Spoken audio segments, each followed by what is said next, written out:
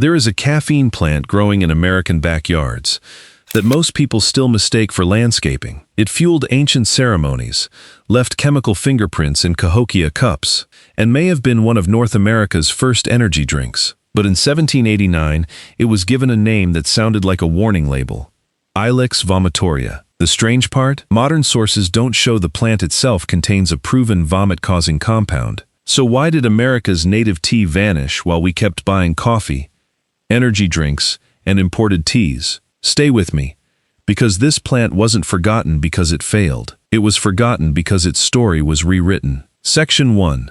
The shrub Americans walk past every day. You've probably seen Yaupon holly without realizing it. It might be clipped into a hedge in someone's front yard, planted outside a grocery store parking lot, or sitting quietly in the native plant section of a local garden center. To most people, it just looks like another evergreen shrub, with small glossy leaves and red berries in winter. But here's the thing. This is not just landscaping. This is America's native caffeine shrub. USDA sources describe Yaupon as a southeastern native, growing from coastal plains and sandy hammocks to pine flatwoods and areas near salt marshes. It handles heat, pruning, drought, salt spray, and even occasional flooding. In other words, this is not some fragile exotic wellness plant. It's tough, it's practical, and it fits real American yards. You could spend $100 on energy drinks and imported teas this month, or spend that same $100 at a local nursery and start growing a living caffeine hedge. But before Americans forgot what it was, this plant was not decoration, it was power. Section 2. The ancient clue in America's first energy drink. Now step out of the suburb for a second and go back to North America before coffee shops, before imported tea, before branded energy drinks. Yaupon was not a new wellness trend. It was already part of a much older world. And this is where it gets interesting. At Cahokia, one of the great ancient cities of North America, researchers found traces of theobromine, caffeine, and ursolic acid inside ceremonial beaker vessels dated around AD 1050 to 1250. Those are chemical fingerprints linked to Ilex, the plant behind the famous black drink. But Cahokia was far from where Yaupon naturally grows, which means this plant was valuable enough to move through long-distance trade networks. Today, people pay premium prices for imported matcha, yerba mate, and ceremonial cacao. But North America already had its own ritual caffeine drink. And once you see that, the story stops being about a plant and starts becoming about what America chose to forget. Section 3. The Native American Power Plant. Across the Southeast, Yaupon was not treated like some simple leaf tea. It showed up in ceremonies, in hospitality, in preparation before hunting trips, battles, and competitive ball games. Spanish accounts called it té del indio or casina. Later, English speakers called it black drink because of the dark color when the roasted leaves were brewed strong. But here's the thing.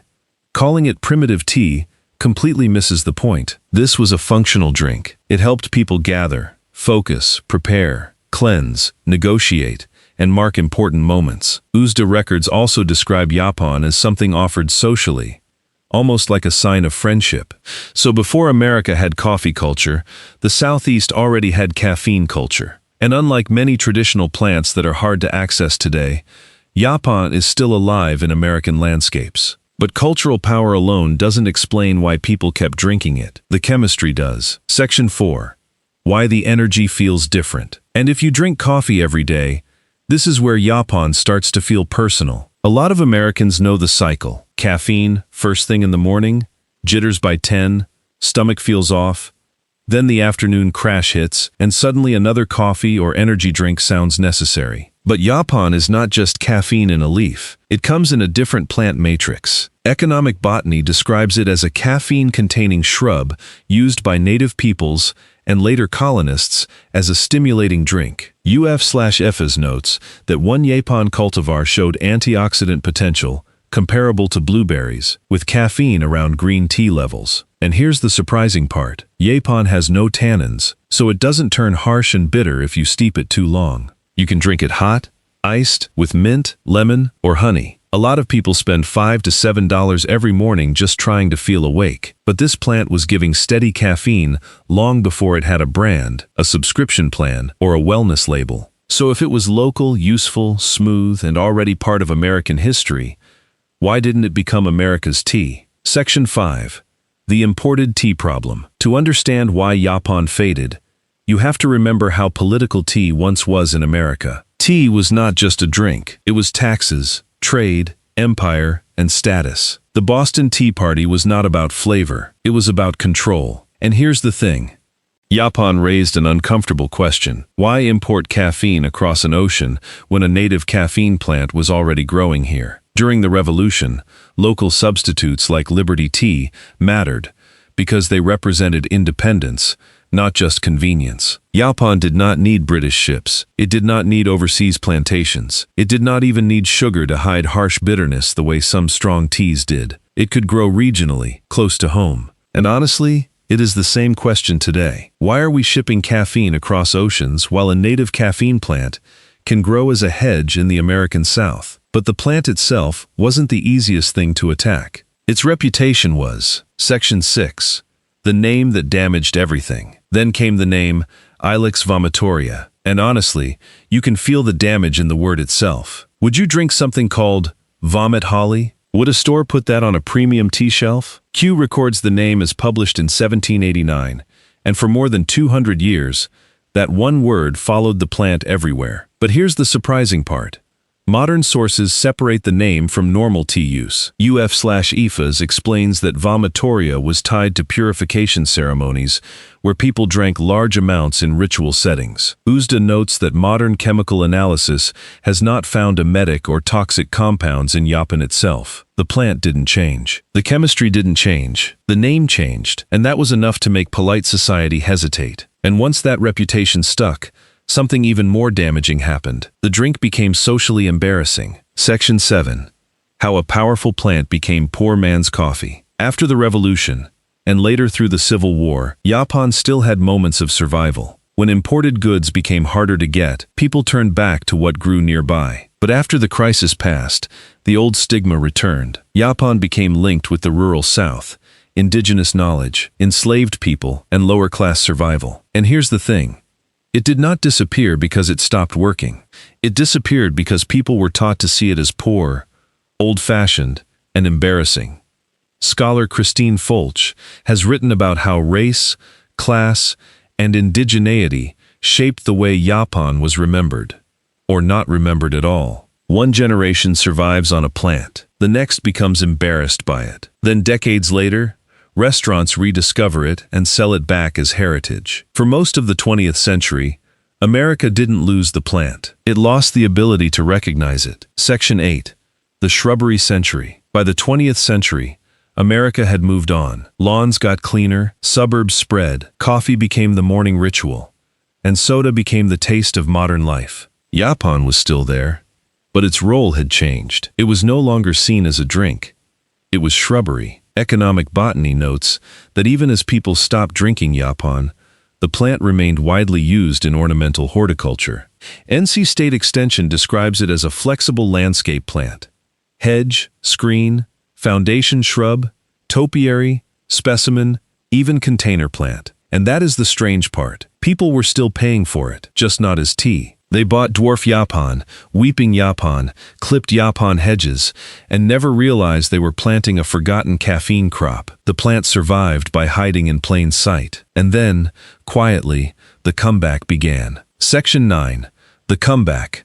Why Yaupon makes sense now. Now the strange part is that Yaupon makes more sense today than it did a century ago. Americans are suddenly interested in native plants, local food, regenerative agriculture, low-input gardening, and cleaner caffeine. And Yaupon checks almost every box. UF/IS notes that Yaupon tea has been gaining popularity again, with small producers selling it through grocery and health food channels. The American Heart Association has also pointed out that modern interest is growing, even if the market is still small. But here's the thing. Yaupon is not just another drink on a shelf. It is plant-based resilience. You can buy it, grow it, harvest it, roast it, and brew it. You might spend $100 every month chasing the next focus supplement, or you could spend it once on plants, soil, mulch, and a container. and start building something that gives back. Farmers markets, local tea shops, native plant nurseries, backyard homesteads, this is exactly where Yaupon belongs. But before anyone runs outside with scissors, there's one thing that has to be said clearly. Section 10.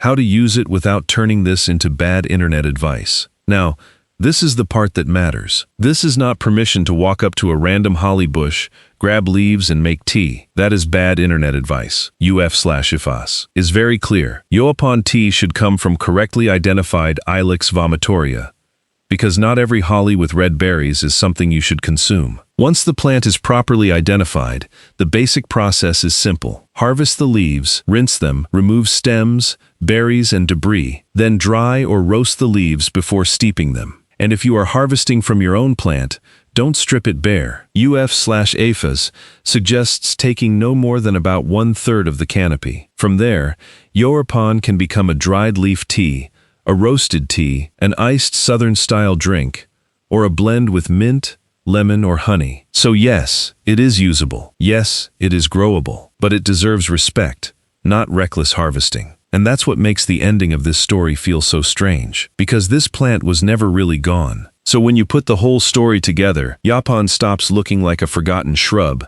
and starts looking like a missing chapter. It was in Native American ceremonies. It left chemical fingerprints in ancient Cahokia cups. It offered caffeine without crossing an ocean. It survived a name that made people afraid to drink it. It carried the stigma of class, race, and poverty. Then it spent decades hiding in plain sight as landscaping. America did not forget Yaupon because it failed. America forgot it because the story around it was rewritten. Q gives us the name. USDA gives us the range. UF/IFAS gives us the chemistry and use. Archaeology gives us the proof that people valued it long before modern wellness culture arrived. Empires fall, markets change, names stick, but plants remember how to grow. Maybe clean energy doesn't have to come in a can, a capsule, a powder, or an imported bag. Maybe part of it can grow in a yard. So would you try growing Yaupon if it matched your climate? Subscribe for more forgotten plants, lost food history, and backyard crops America walked past for too long.